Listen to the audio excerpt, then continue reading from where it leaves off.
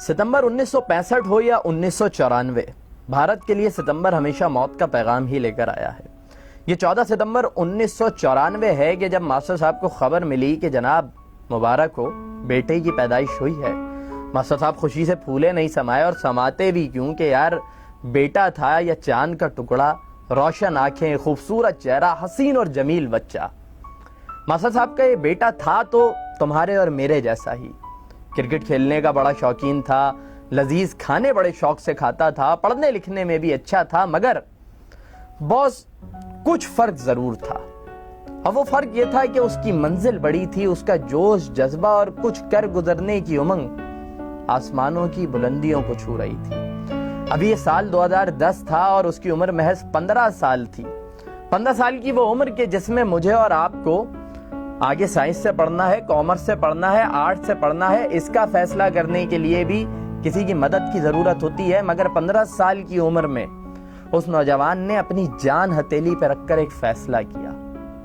وہ فیصلہ کہ جس کو لے کر وہ جانتا تھا کہ اس کے انجام محض موت اور اندھی گولیوں کے سوا کچھ نہیں ہے، مگر اس نے اپنی وادی میں موجود اپنی ماں بہنوں کی بارہا تذلیل کرنے والے، اپنے بزرگوں، بچوں اور بے گناہوں کو شہید کرنے والے بھارتی فوجیوں کا مقابلہ کرنے کی صورت میں کیا۔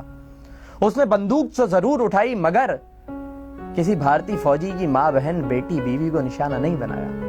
اس نے گولی تو ضرور چلائی، مگر کسی بے گناہ ہندو پر نہیں چلائی، بلکہ اپنے نبی کی سنت پر عمل کرتے ہوئے جو اس کے مقابلے پر آیا، جس نے اس کے ساتھیوں، دوستوں، عزیزوں کو نقصان پہنچایا، ان کے مقابلے پر وہ کھڑا ہوا، اور پیٹھ پیچھے نہیں، آنکھوں میں آنکھیں ڈال کر کھڑا ہوا۔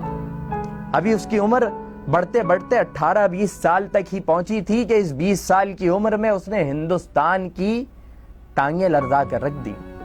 اس کے سر پر 10 لاکھ روپے کا انعام رکھا گیا، اور آج سے 1 سال پہلے یعنی اسی جولائی کے مہینے میں بالآخر اسے بھارتی فوج نے گھیرا۔ اندھی گولیاں اس پر برسائی گئیں، 8 گولیاں اس کے جسم میں پیوست ہوئیں، اور 8 جولائی 2016 کو ماسٹر صاحب کا برہان مظفر وانی شہادت کے درجے پر فائز ہو گیا۔ ماسٹر صاحب کا برہان پاکستان کا دیوانہ تھا، آزادی کا دیوانہ تھا۔ اس کا جرم آزادی اور پاکستان سے محبت تھی، اور یہ بھارت سمجھتا تھا کہ برہان کو مار دیں گے تو آزادی کے جذبے کو ختم کر دیں گے، مگر چشم فلک نے پھر یہ دیکھا کہ جب برہان کا جنازہ اٹھا تو اسی پاکستان کے پرچم میں لپیٹ کر اٹھا۔ پھر چشم فلک نے یہ دیکھا کہ جب برہان کو قبر میں لٹایا گیا تو پاکستان زندہ باد کے نعروں کی گونج میں لٹایا گیا۔ یہ پاکستان سے محبت کا قرض برہان نے اپنے لہو کے نذرانے کی صورت میں ادا کیا۔ تو اب آؤ 1 سال مکمل ہونے پر ہم اس کو خراج تحسین پیش کرتے ہیں۔